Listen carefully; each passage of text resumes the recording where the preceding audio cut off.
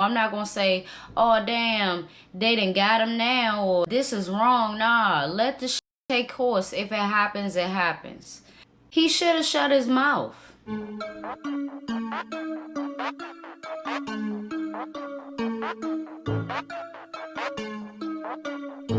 What's up, everybody? It's your girl B Octavia, and I am back with another video. Welcome to my channel. If you are new, I'm from Washington, D.C. I am a mother and I'm also an entrepreneur. Today we will be talking about a man named Keefe D. He is or was a gangbanger in the West Coast during the thick of one of the most dangerous eras of gang violence.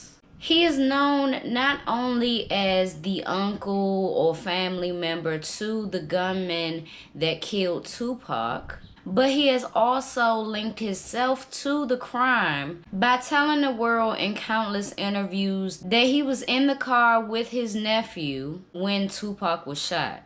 Keefe D has done quite a few interviews speaking about his nephew Orlando Anderson, the moments leading up to the murder, as well as the murder itself. Then finally, when he was done talking about that, he still was doing interviews, responding back to certain people who called him a snitch and other names. People was calling him a snitch because the world, including Keefe D, thought that he had immunity for talking to the feds about Tupac's murder. He had immunity from facing any prosecution as far as that is concerned. So this deal that he made with the feds, it made Keefe D feel protected. So that's what I believe kicked off him doing interviews in the first place. If he knew that he had a whole lot to lose still, he wouldn't be talking. He wouldn't even said anything. So let's talk about the deal that he made. It's called a proffer agreement, or in other words, some people call it Queen for a Day. With this agreement, you are asked a list of questions by the feds. And if you answer all of the questions honestly and truthfully, anything you say at that moment in time cannot be used against you in the court of law. But this agreement only applies for that day of questioning. Now, the feds got their own tricks of the trade and loopholes, and I'm finna explain it right here. So what Keefe D thought was immunity in the Tupac case was actually immunity from him being prosecuted in a huge PCP case that he was wrapped up in. He was facing quite a few years in the slammer because of this PCP case. So the police said, you know what? We want you to tell us about your drug dealing activities, and then we're going to squeeze in some questions about this Tupac scenario. And I believe that's how that went. And from the questioning, you know, there was already certain facts of the Tupac murder that aligned with what he was saying. And also, a majority was asked about his drug activity, and he was truthful about that. So the PCP case went poof up in smoke. You know what I'm saying? He can't be charged for the PCP case, but he still can be charged in some way as far as the Tupac murder is concerned. The charge definitely won't be murder, especially with Orlando Anderson being deceased for quite some time. He was gunned down shortly after Tupac, you know, so a lot of people would say that was his karma right there. But he did escape facing the responsibility of it all, or even being questioned at all pertaining to Tupac and his whereabouts that day. What he would be charged with, I don't know. That would definitely be interesting to see in today's time, because Keefe D really didn't face the music. He says that he was in the car when Tupac was murdered. He seen Tupac scrambling to try to escape being shot. Even so, with the love of Tupac, people like, how is this fair? First of all, when it's pertaining to, I love that shit. I love that pertaining word. When it's pertaining to the judicial system, it's never going to be fair for us.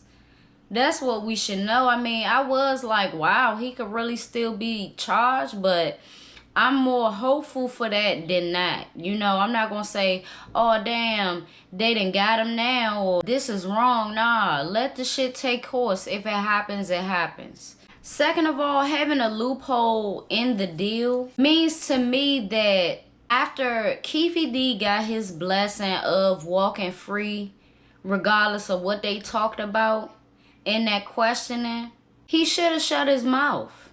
He shouldn't have done so many interviews going further and further into detail, especially because everybody involved escaped facing the responsibility of y'all's actions.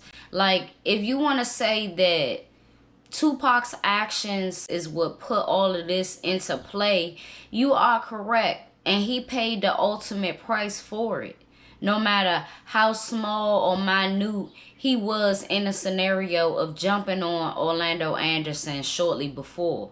But for a mother to not only have to bury her son, for a mother to die not knowing who did this to her child, why, and get the proper closure that she deserves, that's the main thing and the hugest thing that I've thought about all of these years. To come out with not just one interview, but 7, 8, 9, 10 interviews of you saying the same thing and adding other things on, it's almost like you dangling it in our faces that we can't do nothing about it, or you can't be prosecuted. You dangling it in our faces that you got away with it. Do I think Tupac's case will be reopened? I really don't think so. Main investigators that were on his case, as well as Keefe D himself, have said and confirmed that Orlando Anderson was the trigger man. And to me, it all aligns because Orlando Anderson just so happened to be the same guy that they was jumping on in the lobby of the MGM. Orlando Anderson was a well-known gangbanger on the West Coast, as well as his uncle. And he was also close friends with rapper BG Knockout. Now, I respect BG Knockout for not disrespecting the dead by bragging about what his friend allegedly did or glorifying that lifestyle at all. If I'm recalling right, BG Knockout has never confirmed or outright said that Orlando Anderson was the shooter. He never once said that his friend did that to Tupac. And that speaks loudly on his integrity, his character, and his mental strength, because as the years go on, if whoever was involved wasn't thinking about getting money or profiting off of their point of view from it, it's a lot of them that think about doing it now. And I'm not saying that some of them don't have good stories. Like, it's a lot of street legends that have really, really good stories. And who's to say that Keefe D doesn't have an interesting story, but he hasn't come out talking about himself personally. He hasn't come out talking about mainly his life, his struggles, what he was addicted to, and things like that. You know, like BG Knockout has never been real pressed to do interviews. He's done a few with Vlad, and I'm sure he'll do more, but it's always very positive, and he knows what to say, what not to say, what he wants to say, and he's very like, that's when mental strength kicks in. Because a lot of times people blame the interviewer for asking questions, but you have to have the mental strength to be like, nah, I'm not going to talk about that, or maneuver in a way that the interviewer goes on to something else. And the downfall of Keefe D in this situation is whenever the wind blew, he was doing an interview, not even knowing what his deal really meant. Shut your mouth after you walk free. Especially if the feds is asking you the questions about this crime and that crime, and you answering honestly. You could have spent decades behind bars for the answers to those questions, if they was asked earlier to you. I honestly believe that after all this time, they won't reinvestigate and put all resources and attention towards it, because it's a very intimidating case. The world wants answers. His family still wants answers. And more than answers, a lot of people in this world want justice for Tupac.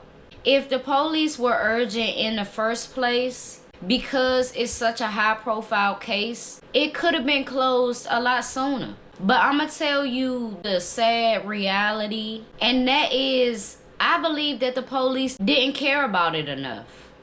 Believe it or not, Tupac's image and his overall attitude towards enemies, who he thought was enemies, police, etc., it made it easy for police to drop the ball as far as his murder case is concerned. It's just like when a teenager who has ran away in the past goes missing. Police won't urgently put out Amber Alerts and be searching by helicopter for this teenager solely because this teenager has ran away in the past. Or a prostitute. If a prostitute gets killed, especially back then, back in the day, but we could still say now, if it's not a string of prostitutes that's coming up dead, if it's not a pattern of prostitutes that's being found murdered, ain't gonna be no urgency to figure out what really happened to the prostitute. Especially back in the day with this one. They would say that this is what comes with the game of selling your body for money. And it's not an outright thing that they're saying, but it's how they move. You know, we talk about black people that go missing and it's no urgency. It's the same thing with different criterias. It could be minority as a whole, minority teenagers as a whole. It could be prostitutes of any race. If they know and they see that you got a reputation for that, either they gonna single out who your pimp was, who your enemies was, or they just not going to. At the height of gangbanging in the 90s, Tupac fell in line, sadly, with the stereotypes that police and society had for us. Most people don't have a choice to gangbang or not. They were forced into the field to sink or swim. So if you died the way that Tupac died, they would say the same thing about you. If you have space to choose your destiny and choose your path, choose wisely. Or years and decades down the road, it's going to be disgraced OGs sitting up discussing your murder and how they got away with it. It's your girl B. Octavia. Thank you for watching. Thank you for tuning in and hearing me out on yet another video. And I will see y'all in my next one.